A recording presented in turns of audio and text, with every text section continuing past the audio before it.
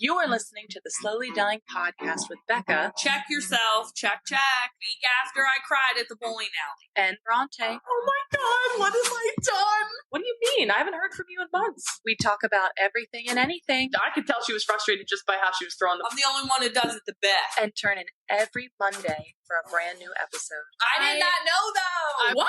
Like you were freaking out. Let's get it popping. That's what I'm talking about. Hey guys, what's poppin'? It's Becca and Bronte. We're back on the mic, and it's been a hot minute. Yeah, it's been really a hot has. minute. Really has. We are going to be talking about holding people accountable, and more important, holding yourself accountable. Yeah. I feel like it's a really big topic. And also, side note, if we sound different, we're actually doing this remotely in separate different places. Yes, we are. Our schedules are so busy.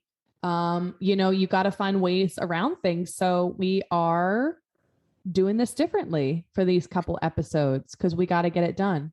So, but I think this is such a great topic to talk about. Yeah, I think it is too. Yeah, it happens. It's like a harsh lesson that you learn in life when you grow older. And I know I've had practice with it, or I've needed practice with it. I don't know about you, Becca. Well, I guess to start off, the reason why I just chose this because actually my friend posted something about holding your friends accountable. It was like on her Snapchat. And I was like, wait, this is like a good topic. You know, it was actually a holding friends accountable for doing dumb crap. But I mean, Right. you know, I've had to call out my friends and stuff and family and, you know, ex-boyfriends, and I had to call out myself, you know. We've been called out too for doing dumb crap. Like how else are you supposed to learn? Call me out, please. I think like what's really important to know is like to kind of just take a step back if you are being called out on crap, that, you know, people are doing it for your best interest if they are calling you out, because they recognize you as you, and they know you better than you know yourself. Some of your closest friends do. And as you grow older, you can distinguish who's just being a selfish brat and who actually like, you know, gives a crap, you know? Yeah. Like I know if you were telling me, hey, Bronte, you're being a piece of shit. I'll be like, oh, wow. You know, like say I was having like a bad week or something and you were like, hey, like you're acting different. I would be like, oh, well, yeah, I guess, you know, but I know coming from you, you're saying that out of your, like, you know, the best interest out of your heart, you know?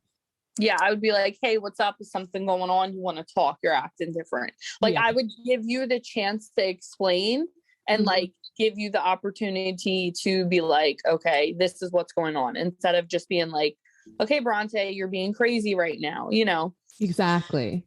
But I think it's all about how you call the person out, you know, like don't call them out in front of everybody else, unless they're being a dick to you. Okay. Then call them out, like whatever, but like pull your friends aside. Like don't embarrass people, you know, unless it's like the, you know, 16th million time, then okay, do what you got to do. Yeah. You know, because it's really hard. It is so hard. And I feel like when you're dealing with some of your closest friends, you get more nervous because you are like afraid of how they're going to react, you know, like, and they're only reacting out of love, but it's still nerve wracking. It's almost like confronting a relationship, you know, but you just want them to hear you for you and not, you know. And like you said, like it could be a very sensitive time, and you have to do it in the most appropriate way possible to allow yourself to be heard as well. And it might take some people time to like come around to the idea of them acting a different way. Yeah, that's true. You know, and like going off of that is like, you know, you don't just hold other people accountable.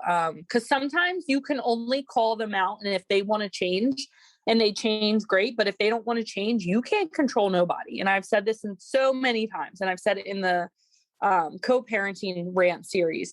You cannot change nobody else. So if they don't want to change, then you can control how you deal with the situation. Right. So, you know, if you don't hold yourself accountable who else is going to hold you accountable? Nobody, because nobody else is going to be able to make you change. I think that's a very important point. Exactly. And man, sometimes have been tough. I've lost friends for holding them accountable because I can't stand the BS sometimes. Like I literally can't. And I can't either. It just gets ridiculous because like I had to step back and realize this isn't me. This is you and how you're acting. And then it's like, when you speak up, they're like, well, you're being a bitch. And I'm like, how? Like, how am I? I've lost a friend where I literally came like last in her book, but she was making me feel guilty about, you know, not coming to see her daughter or, you know, getting mad at being invited literally the day before the event. I was just like a last minute thought, you know, and I literally had to tell her, hey, I don't know what you're talking about, this close friendship, because we don't have a close friendship in my eyes. And I remember her saying like, oh, you were a bridesmaid in my wedding. And I'm like, that doesn't mean anything. I'm going to be there for your special day. But how you treat me outside of your wedding is completely different. You know, I told her I would always love her, but I should be like at the top of your list if you're talking to me and asking me why we aren't so close. That is my reason why. And if you can't handle the reason and change your actions, like I'm a woman of like a million chances, I feel like. But you are. I'm like, good God, do you not honestly think inviting me 2 days before your baby shower is like a little... Like, did she have all of a sudden have 2 people drop out and that's why she invited you? Like, it makes you feel like crap. Yeah. And I was trying to tell her that. I'm like, I should be some of the first people on your mind if you're really upset, like, you know, and don't not give me that BS. Oh, we just planned it a couple days ago when I see pictures after the event and you had like over 250 people there. Yeah. Like, don't give me that crap. Absolutely not. You had this plan for months. Bless you. Excuse me. Sorry. Like, you're pregnant, for God's sakes, you know? Yeah. So, I mean, and I think she still views us as friends, but I don't view her as a close friend.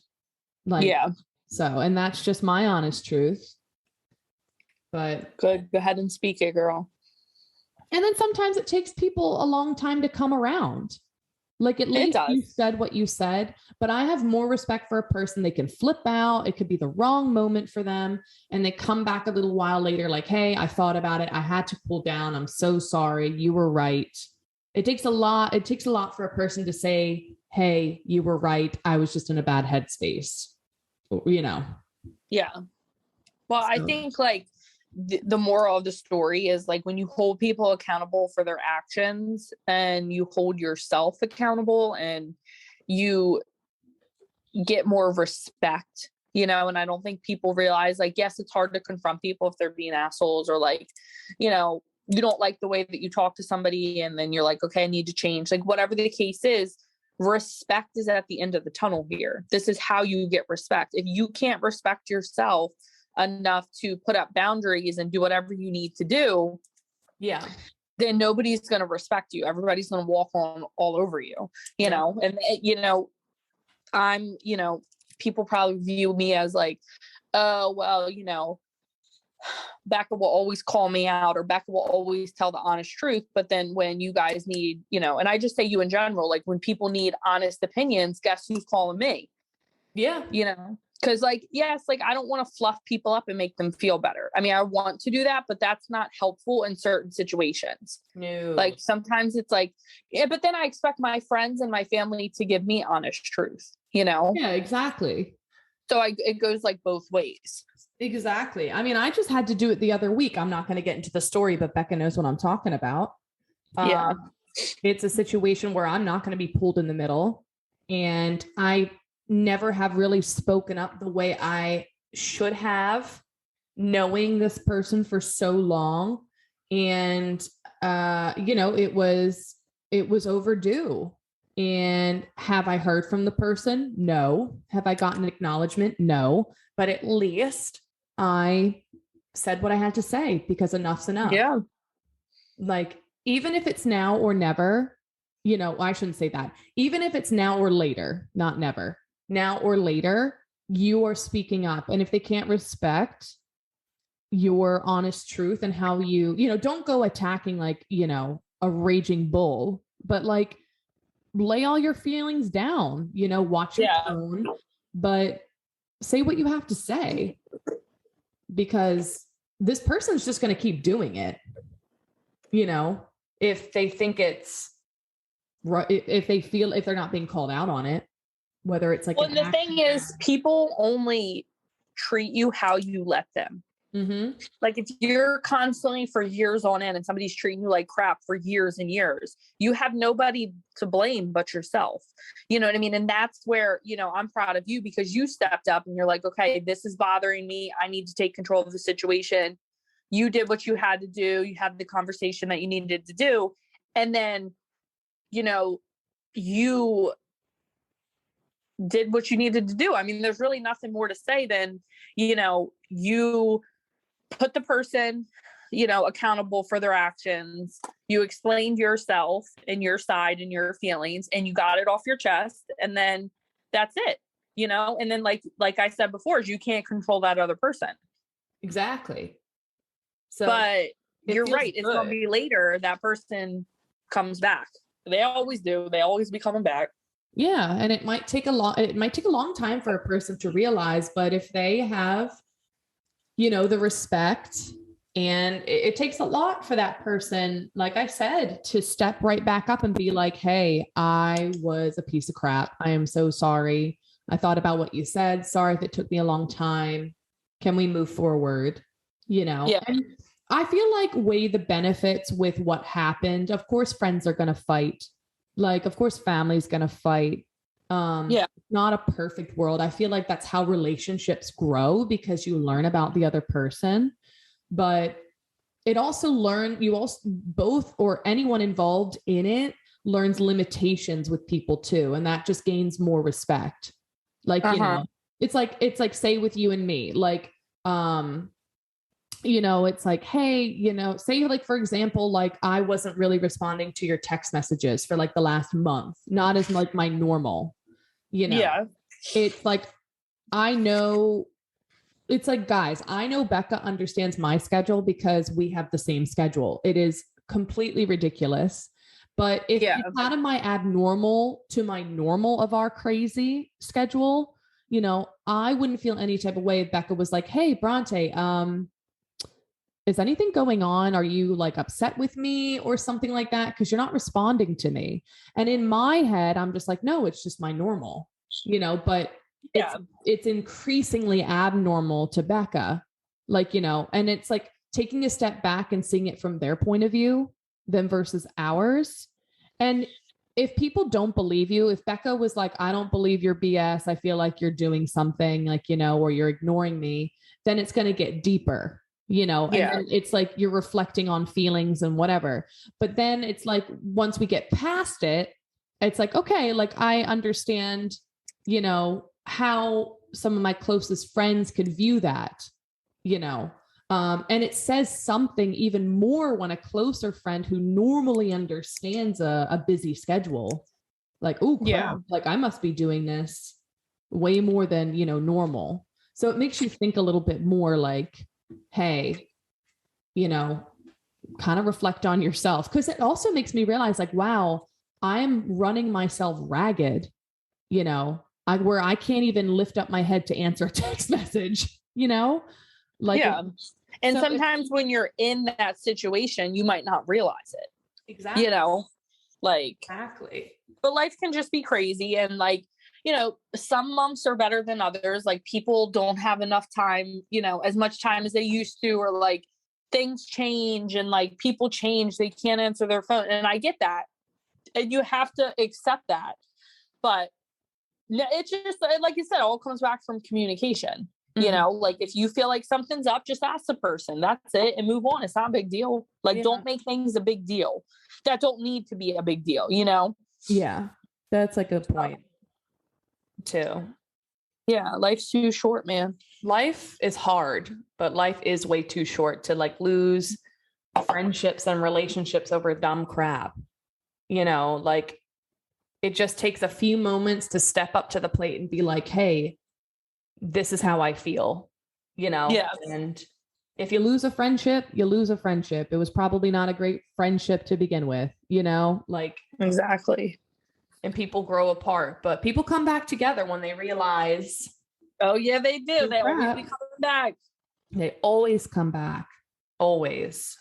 So, but I think this was a good topic because Yeah. This is why life sucks sometimes. Yeah. It really does. I agree. really does. It's crazy.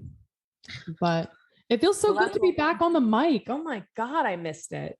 I know. And it doesn't, like, I thought it would feel weird over Zoom, but I'm like, oh, this is chill. Like, it's not, you know. Very chill. But guys, I know the last couple weeks have been so random and like last minute, and we've just been adjusting to our schedules, Beccas like a single mom doing the mom life thing. So on top of everything else, that's crazy. So, but we really want to pick up the momentum. And, Becca has a new series, a co-parenting series, which I am loving so far. So we'll be dropping that randomly throughout the week too. And we're going to try and get you guys more content too. Yeah. Well, now that we know Zoom works and stuff, I think it'll be a lot easier now. Yeah, which is great. So, but I mean, like still, even with our wacky schedules, like, the downloads and the support has like, that momentum hasn't even been like, lowered. Like it's only heightened. Like, I don't even know what's going on. I'm baffled. Yeah. I'm baffled every single time when I log in and see our analytics or whatever it is. So it's really cool to see. Your co-parenting thing popped off. Like, yes. So yeah, I was looking at that. I'm about to drop my second one. Well, by the time this probably comes out, the second one will be out. I have it. It's about communication. And it gets a little bit deeper and it's very hard. With you, I can bounce back and forth ideas. When I'm recording by myself, it is a little different. It's a little weird. Mm-hmm. But go check that out. Definitely check that out because it's the hardest thing I've ever done. Yeah. And so it's going to be exciting. So yeah, well, guys, it's been real. I hope you liked this episode and I'm excited for the next couple weeks episodes. I don't know about you. We're going to have some fun. I am excited too. Because it's like real life topics for us too. So exciting times. So I'm excited. I'm just happy to be on the mic again. Me too. So, well, as always, guys, thank you so much for the support and the love. And stay tuned for more episodes. That's all I can say. Yeah, same. Well, Becca, all right, pop us off. Yeah, well, it's time to get popping, just not popping on the mic anymore. So it's time to pop off. And this is Becca. All right. And this is Bronte, guys. Bye.